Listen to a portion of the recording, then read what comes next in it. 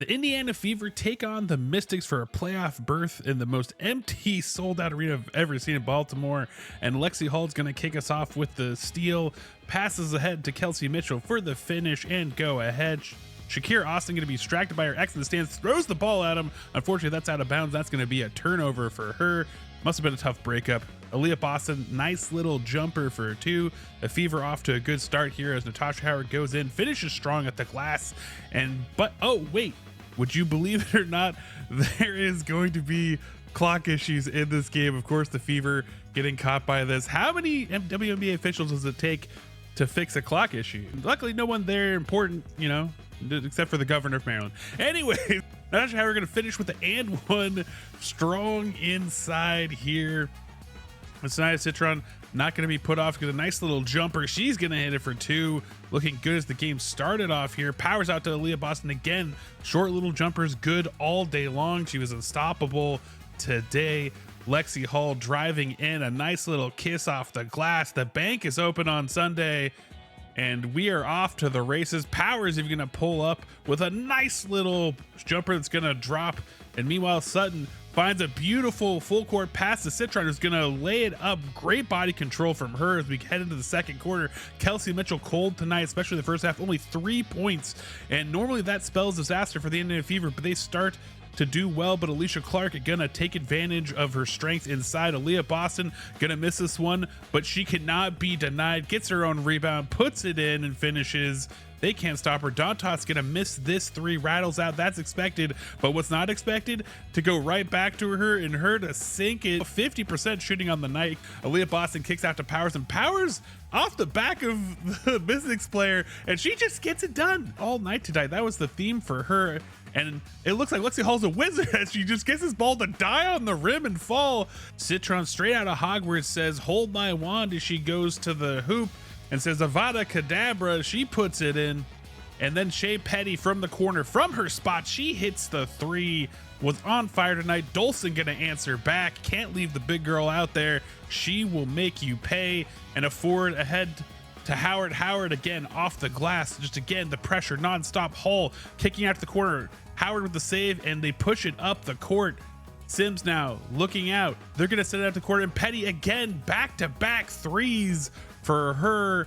8 points in this first half, really big. Sims angry about that foul. Now she's going to come down and she's going to make a pay, break some ankles of the rookie, float it in. It is good, and she's going to get denied. Shakira Austin a little bit sad about that one, going to knock it off of her.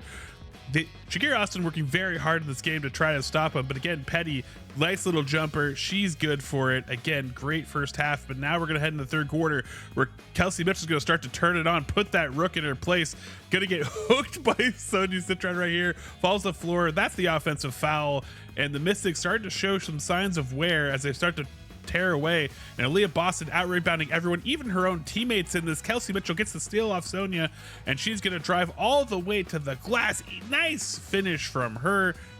But now the Jets turned on. Transition defense is tough, and Kiki gonna get the and one, actually your second and one in here, starting to pull away, but Aerial Powers jumps the passing lane with a very casual kiss off the glass for her. Aaliyah Boston again working inside. You're gonna bring the double team. We're just gonna give it to Bree Turner for the score. And now we're looking at it again. Oh, Emily Angster, her ex also in the stands, gets distracted there. Need to really keep a lid on that.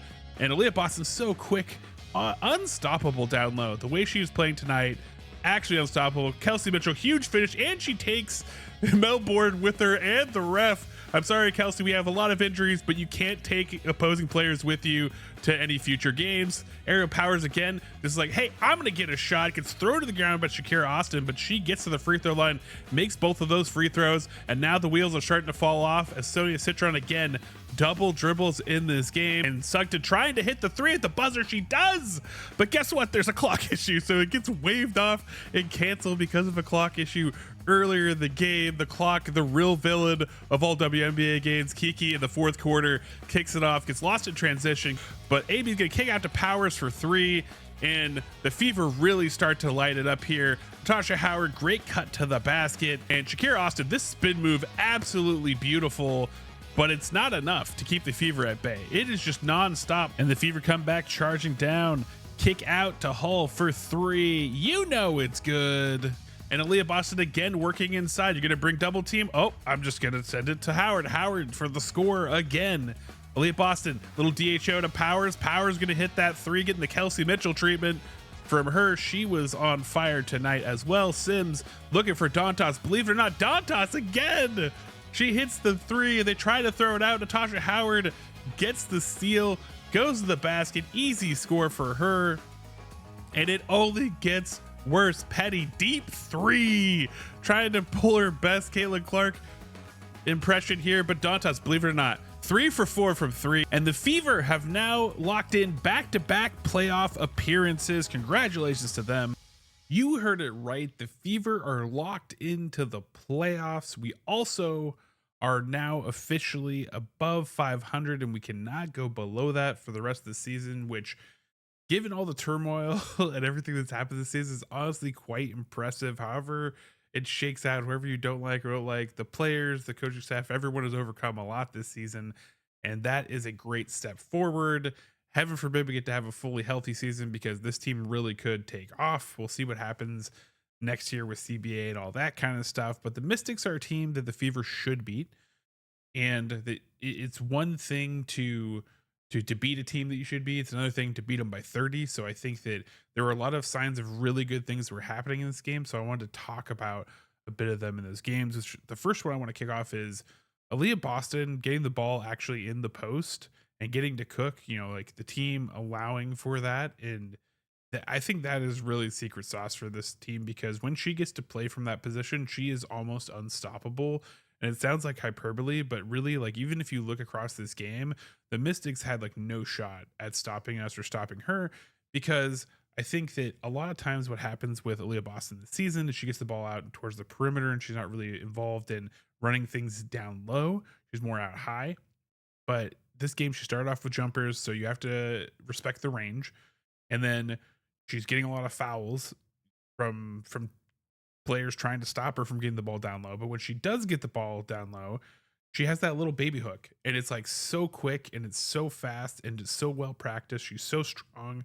She has great touch that, like, it's going in most of the time. That's why she had such a high percentage earlier in the season, and it goes in most of the time, and it's so hard to stop. And I think that then the defense has to do something about it. So then what do? They get like, oh, okay, well, we'll double team. And when you double team, the thing that I loved in this game is that you saw Bree Turner, you saw Tosh filling into that open void and getting a pass from Aaliyah Boston for an easy another 2 points. So then you're like, oh crap, okay, well, we can't stop her if we one-on-one her and she gets it down low. We can't double team her. So let's pack the paint, just like not try to, let her pass off or any of that stuff. And then she just kicks it out. And when the team's shooting like they were tonight out at 3, then you're just eating a 3 instead of the 2. And so she creates an impossible situation for defenses and makes them have to do drastic things, which opens up the rest of the team. And I think that really the Fever did a really good job of feeding her where she is most effective and then playing around her when she gets the ball in that position. So props to them. And I think that was huge tonight and something that they should definitely carry forward. The second thing solidified for me tonight is that Aerial Powers and Lexi Hall, like that duo is a big unlock for the Fever, especially in this current form and iteration. I think that Lexi Hall, she brings you that 3-and-D. She brings you a tenaciousness and an intensity on defense that you really need. She's also really big for the team morale. She's always jumping off the bench. She's always positive. She's pushing forward, even if she's got that bloody lip and black eyes. Like, she is that kind of just like hunting type of player that is going to do whatever it takes, 100% effort, 100% of the time. And I think that Aerial Powers is basically another Lexi Hall. And Powers is tenacious on D. She's being able to hit threes. I think a thing that she does better than Lexi Hall is when she gets the ball down low, she's stronger. I mean, she's been kissing those biceps lately, but like, she is a stronger player, and so she can fight and draw fouls and get to the free throw line. She showed that in this game. And I think it really key for the Fever is that before, when Lexi Hall would leave the floor, you would lose that intensity. You would lose that kind of pressure. I think that Aerie had a little bit of that when she was in, but like not quite the same. But Aerial Powers is another tall, strong player that is going to play tenaciously, going to play in your face, going to go for those steals, going to jump those passing lanes. And I think having two of those players that you can platoon is really, really setting the Fever apart in these last few games. You can really start to see it and will be huge for them heading into the playoffs. And the third thing I liked in this game is that the Fever show that they can play a really great all around game and blow a team out when Kelsey Mitchell is having a bad night. She like, she had 10 points and they were impactful points. She made impactful plays, but she had 3 turnovers. She didn't have any assists. Like this was a down night for her. And usually that spells doom for the Fever the way they've looked in the past. But you can tell the more this team gets to play together, everyone's kind of playing within their role and they're playing a lot more disciplined. And if you look down the stat sheet, Sims 6 points but 8 assists. That's what you want from a point guard. Ariel Powers gives you 15 points. She gives you rebounds. She gives you 4 assists. That's great for her. All around Swiss Army knife type of night for her. Tasha Howard's giving you rebounds. She's got you 17 points. She's even giving you an assist and a couple steals in there. She's playing up tempo. She's looking rejuvenated compared to past games where she looked a little uncoordinated. She's finishing strong. She's doing things you need to see. The stuff we saw in the championships cups. But if we get her like in this kind of version of Tasha in the playoffs, like we can cook. We can cook. Lexi Hull, 7 points, 2 assists, 1 steal, hitting the threes, making respect. Like the jumper that she developed, absolutely amazing for her and her game. Aaliyah Boston, 12 points, 11 rebounds, 5 assists, 1 steal. Again, that just everything player that was just dominating and kind of making everything work. And then Petty coming through with her 13 points, 3 for 3 from three, 1 steal, a couple rebounds. Dantos hit her shots tonight, and if Dantos is actually hitting her 3-point shots, then it's worth having her in there. The defense still not great. That's the biggest downside of Dantos now at this point. But if she's hitting those threes, it negates all the negative, and you still can kind of, she's a serviceable sub at that point. The offense was in sync, 21 assists, and we forced 21 turnovers. I think if the Fever can excel at their strengths like this, I think that they're going to be very dangerous for the playoffs, whoever they face. I think a lot of teams are kind of looking at this team starting to gel, and they're like, this could be the manner in which you beat the team, the discipline in which you beat the team, I think also matters. And you're starting, when I talk about discipline, I'm talking about there's like a few little things that I'm starting to see. So, for example, Howard, passing up a three to actually drive into a floater, didn't hit the floater, but that is a higher percent shot for Howard than taking that three. She's hasn't been great from three. Same with Aaliyah Boston, passing up the 3-point shot for her. Dantos is a different case because as much as I've said we should ban Dantos from shooting threes, if you're gonna roll her out there, like the biggest impact that she can make is hitting that three. That is her thing. So if that's cooking, then we're a business. The other thing is like foul trouble. There's a few quarters in this game where we were bogged down by free throws, and that was really hurting us. But there was a few where we got a bunch of quick penalties, and we could have went into like a free throw drowning situation.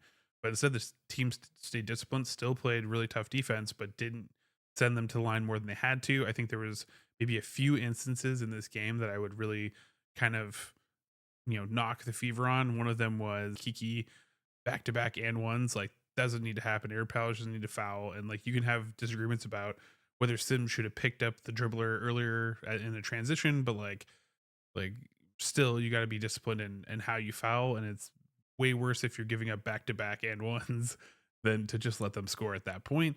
And so that's a thing where discipline can come through and help you out a little bit. And I see the Fever sometimes get carried away with that kind of thing.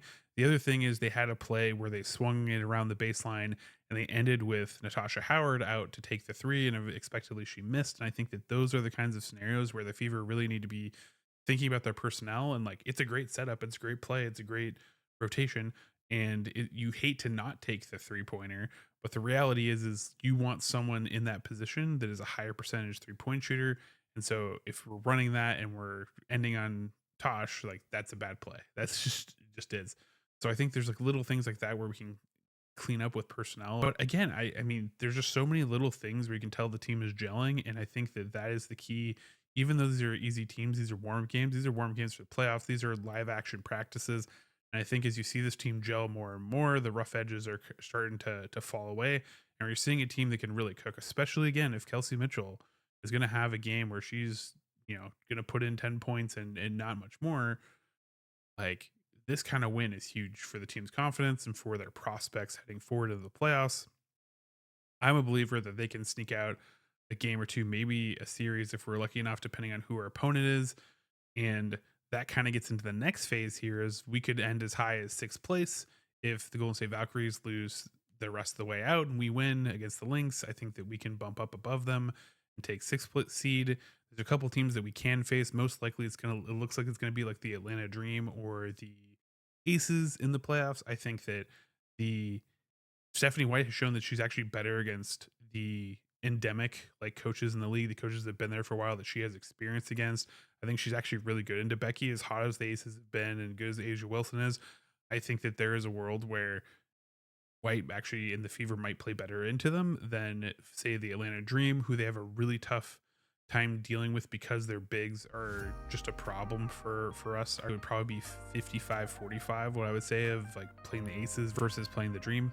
So we'll see how that goes, but let me know down in the comments who was your MVP tonight. Who do you want to see us face in the playoffs? And as always, remember, you're going to be amazing today because you are amazing. I'll catch you next episode.